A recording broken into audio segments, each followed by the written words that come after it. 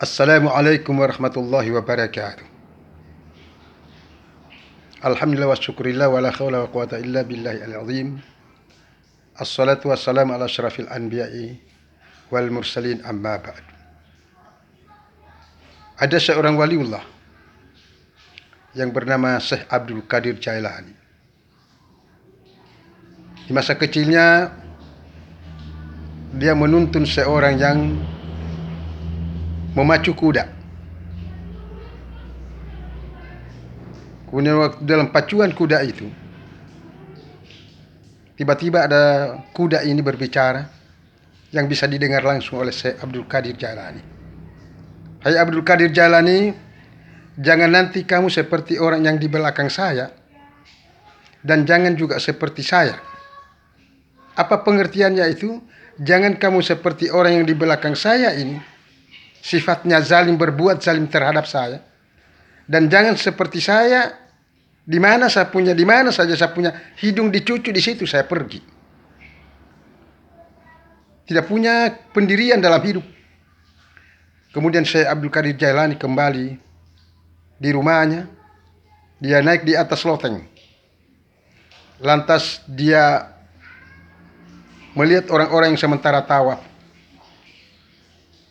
Ada inspirasi untuk melanjutkan pendidikannya, mencari ilmu di Basra.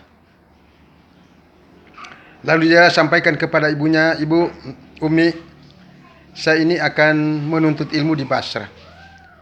Dengan seperti itu, ibunya pun rela untuk melepaskan anaknya untuk menuntut ilmu di Basra.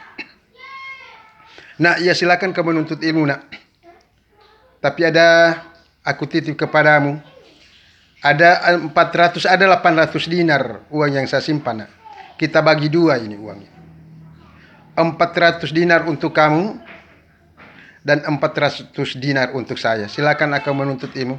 Tapi ada pesan saya satu saja, nak. Apa itu, Mak? Apa itu, Mak? Sampaikan perkataan yang benar, walaupun itu pahit. Dalam perjalanan ke Basra, dari Mekah ke Basra, kendaraan yang dia tumpangi, unta, kuda, dirampok oleh penyamun. Semua hartanya orang-orang diambil yang berdagang dari Mekah ke Basra itu tadi. Kemudian beliau tidak diperhatikan oleh orang-orang karena dipikir anak ini tidak punya apa-apa. Kemudian orang tanya kepadanya, "Nak, kamu anak kecil, apa yang kamu bawa?" Dia bilang, "Tasbih dan buku saya, kitab-kitab yang saya bawa untuk persiapan menuntut ilmu." Kemudian dia bilang, "Uang saya 400 dinar di saku saya." Kok setelah diperiksa ternyata ada uang 400 dinar di sakunya.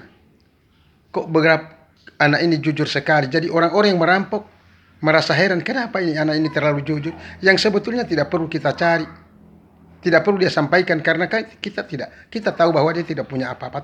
Tapi anak ini dia jujur sekali. Dia katakan, "Saya tidak bawa apa-apa, hanya kitab saya bawa, kemudian tasbih, sorban, dan ada 400 dinar uang di dalam kantung saya." Kok jujur sekali ini anak ini. Setelah diperiksa ternyata ada 400 dinar di sakunya. Sampai orang-orang yang merampok berkata, "Kenapa anak kau terlalu jujur seperti ini?"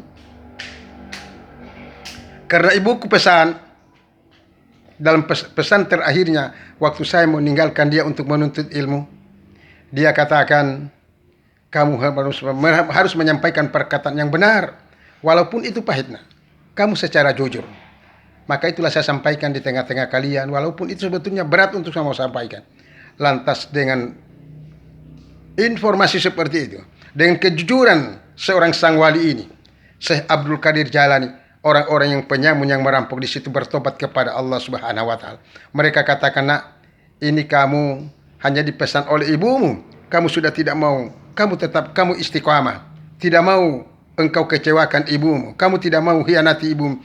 Kami selama ini bertahun-tahun merampok, menyamun, penyamun sebagai penyamun, dan kami melakukan perbuatan yang dilarang oleh Allah, tapi kami tidak pernah takut.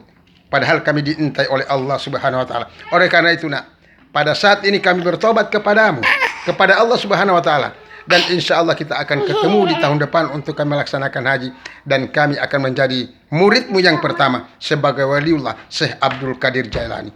Saya kira mudah-mudahan sebagai inspirasi bagi kita bahwa sifat jujur, sidik itu, benar itu, menyampaikan perkataan yang benar walaupun itu pahit, merupakan hal yang perlu kita miliki dalam kehidupan kita, dalam kita berdakwah, memperjuangkan agama Allah Subhanahu wa taala. Saya kira demikian. Mohon maaf atas segala kekurangan. Terima kasih atas segala perhatian. Usikum wa nafsi bittaqwallah. Wassalamualaikum warahmatullahi wabarakatuh.